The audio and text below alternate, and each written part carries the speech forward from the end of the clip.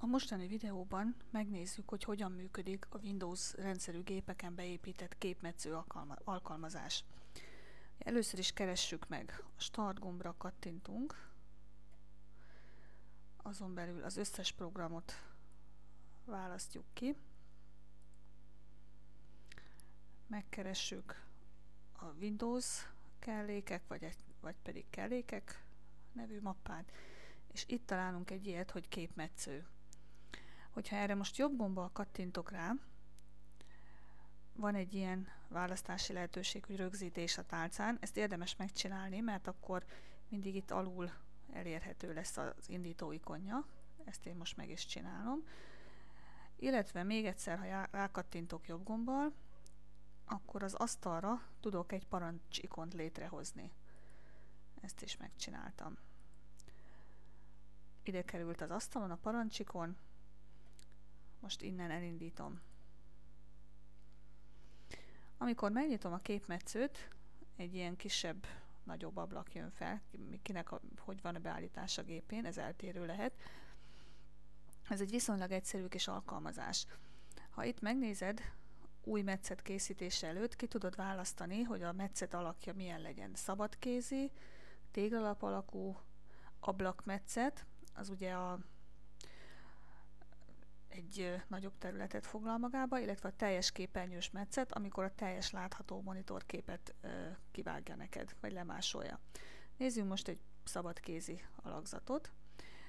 Ahogy rákattintottam, itt beszürkítette nekem a képernyőt, ezzel jelzi, hogy aktív ez az alkalmazás. Ugye itt látod ezt a kis ollójelet, most ezzel rajzolok egy bármilyen alakzatot, és már is kivágta, beletette nekem ebbe az ablakba. Na most ugyanígy működik a többinél is, hogyha más milyen alakzatot választunk, ezt nem fogom most mindent végigmutatni. Ez a lényege, hogy ki kell választanod, hogy milyen alakzatot szeretnél vágni. Na most ezzel a kivágott képrészlettel tudunk néhány dolgot csinálni. Látod ezt a kis borítékjelet? Ezt rögtön el is tudod küldeni e-mailben, vagy e-mail mellékleteként. Ez olyankor lehet hasznos, hogyha például valami olyat látsz a neten böngészés közben, ami nagyon megtetszik.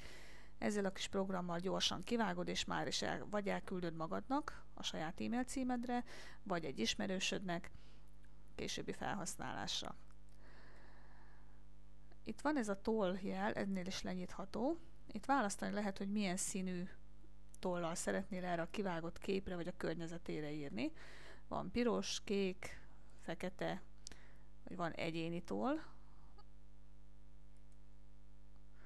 És akkor az egyéni tollat választva, ott ki tudod választani, hogy milyen legyen. Meg tudsz adni néhány tulajdonságát. Például legyen vastag, golyós toll, kerekhegyű, vágott hegyű, illetve hogy milyen színű legyen. Mondjuk most választunk egy ilyen zöldet.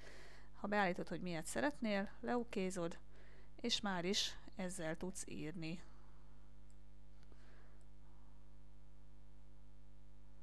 Hát ez most kicsit csúnyára sikerült. Most itt nem az a lényeg rajta. Tehát itt bármilyen feliratot egyszerűen rá tudsz tenni, bár ez ugye kézírás. Itt érdemesebb inkább olyasmire használni, hogy nyilazásra, karikázásra, tehát ilyen egyszerűbb dolgokra. Látunk még itt egy olyat, hogy kiemelő. Ha erre rákattintok, akkor ez válik aktívvá. Ugye ezzel, mint egy szövegkiemelővel ki tudok emelni részleteket, akár a környezetben, akár magán a képen. És van még egy radírunk is, ha erre kattintok, majd oda kattintok, ahol az előbb használtam valamelyik eszközt, akár a kiemelőt, akár a tollat, azt vissza ugye el tudom vele tüntetni. Tehát ez körülbelül ennyire képes. Szerkesztésnél annyit tudunk vele tenni, hogy másolunk egyelőre. Az eszközöknél ugyanazokat fogod megtalálni, amik itt kis ikonnal is itt vannak, tehát a toll, a kiemelő, a radír, illetve a beállítások. A beállításokat még megnézzük. Ugye itt magának az alkalmazásnak a beállításairól van szó. Amik be vannak jelölve, ugye ez a képernyő fóliázása, amikor a képmetsző aktív, ez volt az, amikor mutattam, hogy elkezdem a kijelölést, és akkor úgy beszürkítette az egészet.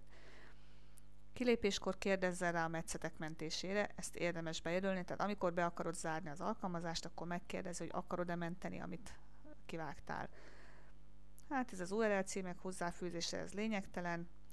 Metszetek másolása a vágólapra minden esetben. Ez azt jelenti, amikor ugye körberajzoltam a szívecskét, akkor ide tette erre a vágólapra. Utasítások elrejtése, ezt ne x-eld be, mert akkor nem fogod látni a választható lehetőségeket. Illetve be lehet még itt állítani, hogy a kijelölésnél milyen legyen a tintaszín, illetve hogy ha ezt itt bepipálod, hogy metszetek készítése után a kijelölő tinta megjelenítése, akkor itt a kivágott szívecskémnek piros lenne most a körvonala. Látod, meg is jelent. Hát ez igazából alkalomattán kellhet, de ezt én most vissza is veszem, mert legtöbbször erre nincsen szükség. Tehát ennyi az, amit a képmetszőről igazából tudni kell, egy viszonylag egyszerű kis alkalmazás. Ha kivágtad, amit szeretnél, feliratoztad, keretezted, vagy bármit megcsináltál vele, utána ide kattintva tudod menteni. Ha rákattintasz, akkor felhoz egy ablakot, kiválaszthatod, hogy hova teszed, például az asztalra, adhatsz neki egy nevet, és utána mented. Ennyi volt a képmetsző alkalmazásunk.